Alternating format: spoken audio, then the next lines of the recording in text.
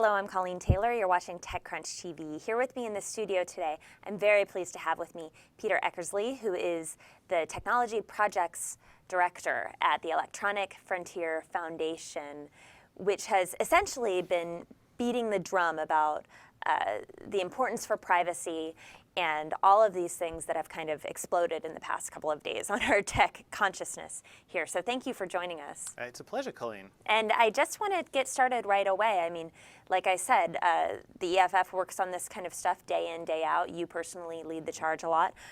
What have these past couple days been like? What's going on here? Well, the revelations that have come out in the last couple of days, on one hand, aren't entirely surprising to us, because we've been fighting against massive, originally warrantless wiretapping programs by the United States government for at least 7 years. And we've known that such programs exist, that they're vast and rampant, and they aren't subject to the kind of scrutiny that we need in a democratic society. If we're going to have spy agencies looking at everyone's email, watching their communications, watching their phone calls, you need a lot of oversight and care, and we just know that there's no way that people in the United States or around the world can have any certainty that that's occurring with these massive surveillance programs. Now let's get specific here, because how do you know that there has been this massive surveillance? I think a lot of people would say, you know, that sounds like tinfoil hat kind of stuff, but I understand that there's been a specific case here that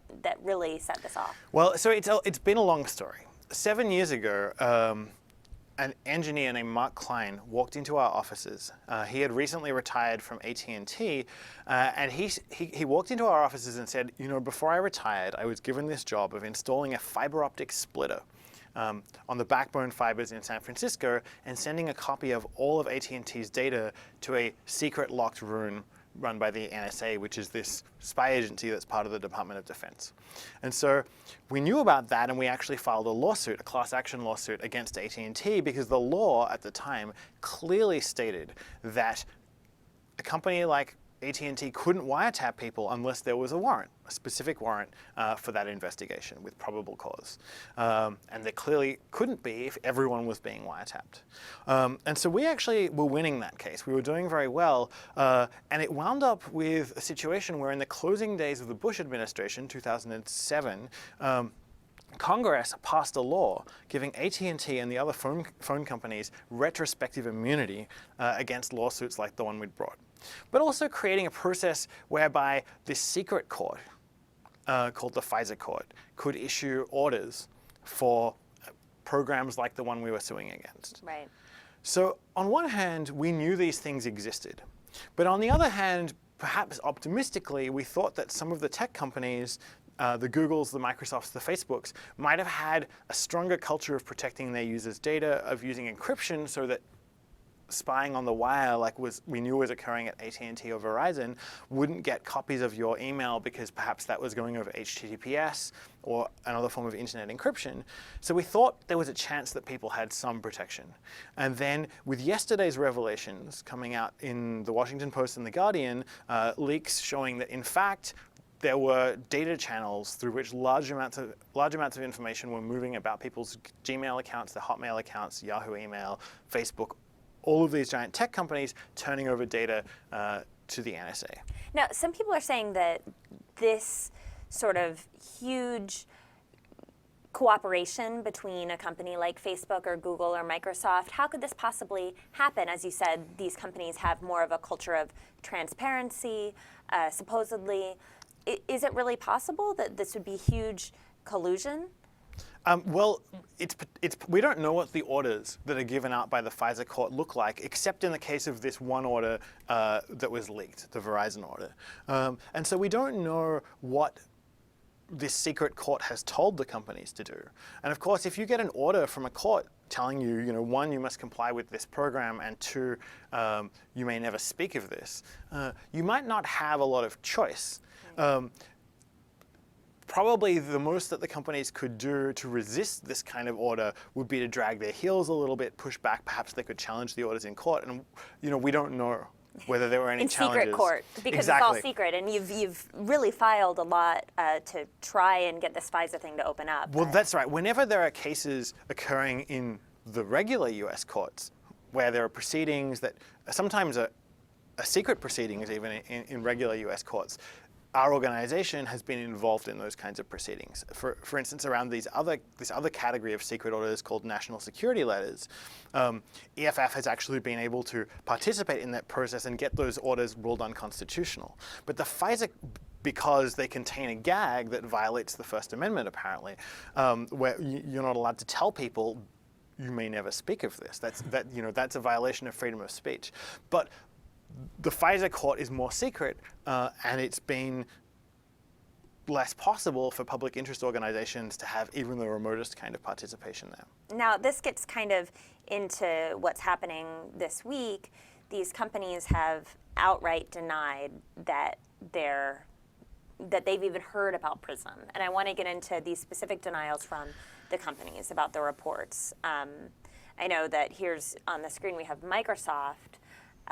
It seems like every company here, Microsoft, Yahoo, Dropbox, Facebook, Google, all these companies, they seem to be strongly denying what's happening. Well, this is actually a masterclass in public relations. If you look at these denials, they are all what you would call deniable denials. They address certain parts of the press reports and make a great deal of noise about how something isn't true, but the things that they deny are by no means the fact that they would have been participating in bulk transfers of data to U.S. intelligence agencies. Now, how is that? How is that the case? Because on the surface, it looks like that's exactly what they're denying. Well, and I should make one exception. So of the denials, there was one company, Dropbox, who in the original press reports was reported to be coming soon as a member of the PRISM program, not yet part of the PRISM program, according to the slide deck that was leaked. And so Dropbox's denial is an actual denial. They say, we are not part of any such program. That's a clear statement. Right. The other companies all have various levels of cleverness. There are trapdoors in their denials. So if you take, for instance, the example of Microsoft, they say, we provide customer data only when we receive a legally binding order or subpoena to do so, and never on a voluntary basis. In addition, we only ever comply with orders for requests about specific accounts or identifiers.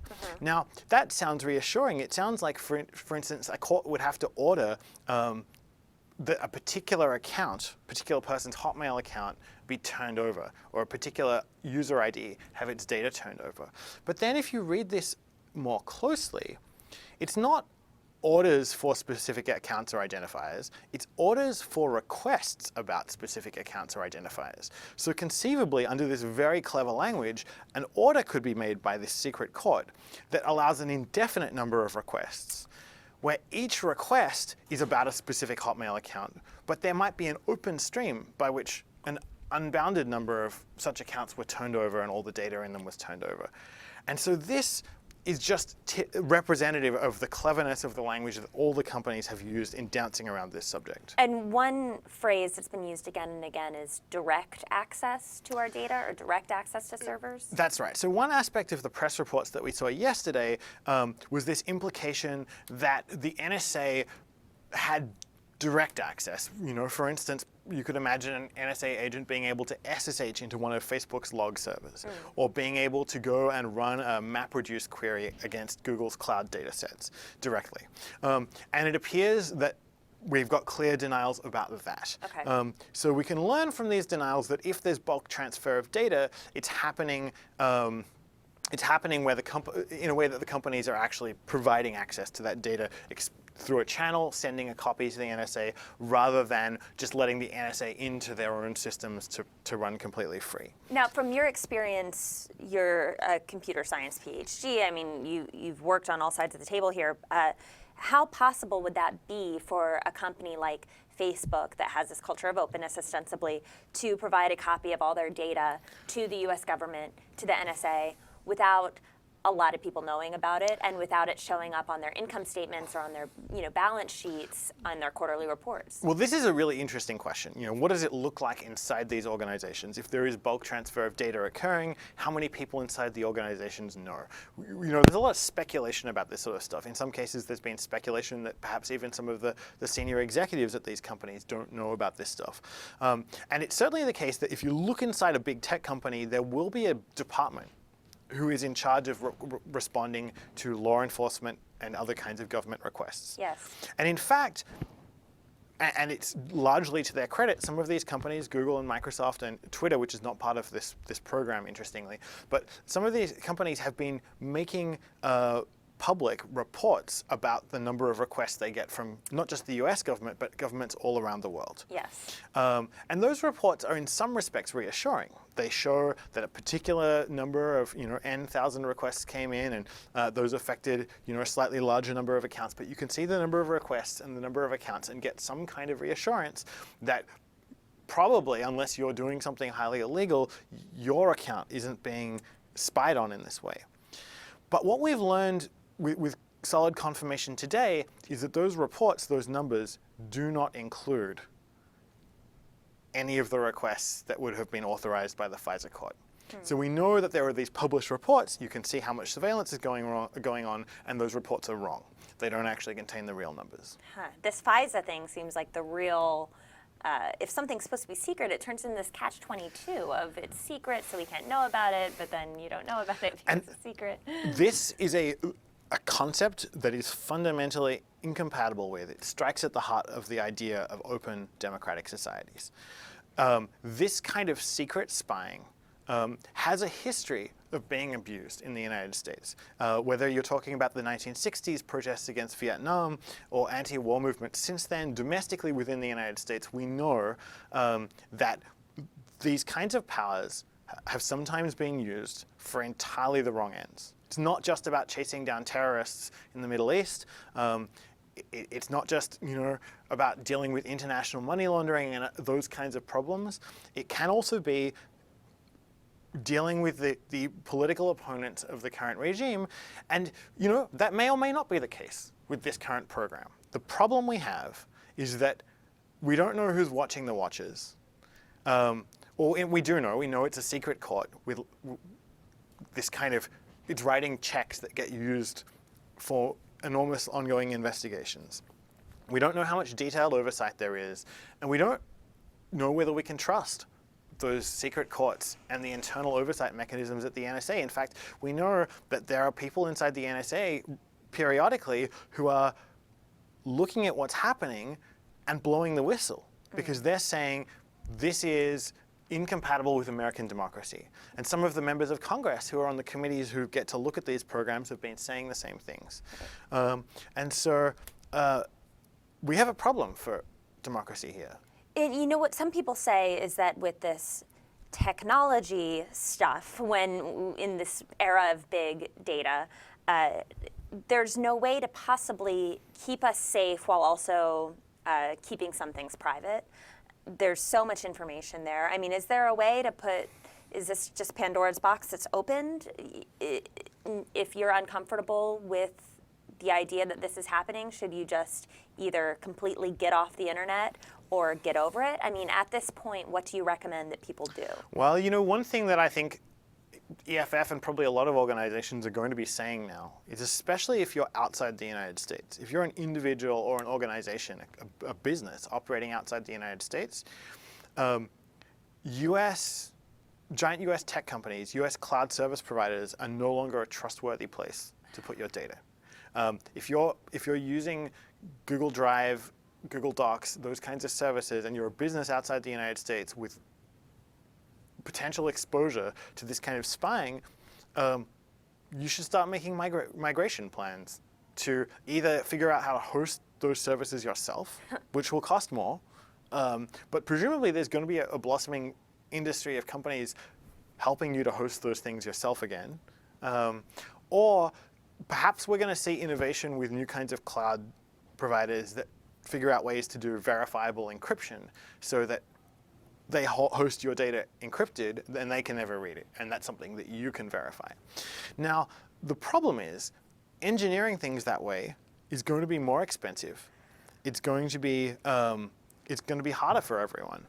But that's the only option. This spying program has taken away the possibility that people could trust Google with their data, or trust Microsoft, or trust Facebook. And I think that's going to have done a lot of damage to the US technology industry. I think the NSA was kind of reckless in putting this program in place. And I think that the tech companies probably should have realized that this becoming public would be inevitable. People can't watch this happening without eventually someone blowing the whistle. Right. Unfortunately, I don't know what the United States can do to staunch the flow of accounts and data people just leaving the United States now as a result of this. Right. Wow. Big stuff. And I suppose we've got to wrap here, but I suppose that it's been sort of gratifying to you and to everybody at the EFF to see that this has become such a major story. Well, on one hand, we're relieved that more details about these secret spying programs are coming to light, because sunlight is the best disinfectant. On the other hand, it's terrible that these programs are in place on this scale and without the kind of transparency and oversight that democracies need in order to be democracies. Right. But the good news, there is outrage there, so that's good. Peter, thank you for coming by. This has been a pleasure, and I'm sure we'll want to keep in touch going forward. It's my pleasure, Colleen.